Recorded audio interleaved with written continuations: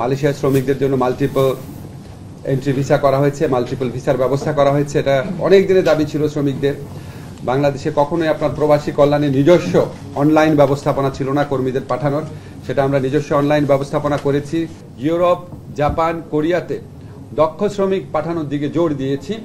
আমরা অনেকগুলা দেশের সাথে সমঝোতা স্মারক স্বাক্ষর করেছি, যেমন আপনার ওমানের সাথে করেছি, ইউরোপে আপনার সার্বিয়া, ইটালি, স্পেন, অস্ট্রিয়া, মাল্টার সাথে করেছি, এছাড়া মরিশাসের সাথে করেছি, ইরাকের সাথে আপনার নতুন কর্মী পাঠানোর উদ্যোগ গ্রহণ করা হয়েছে। জাপানে আপনার আমাদের মাননীয় প্রধান উপদেষ্টা বলেছেন আমাদের লক্ষ্যমাত্রা আছে আগামী 5 বছরে 1 লক্ষ শ্রমিক পাঠানোর জন্য, দক্ষ শ্রমিক। সেই জন্য আমরা স্পেশাল জাপান সেল গঠন করেছি স্কিল টেস্ট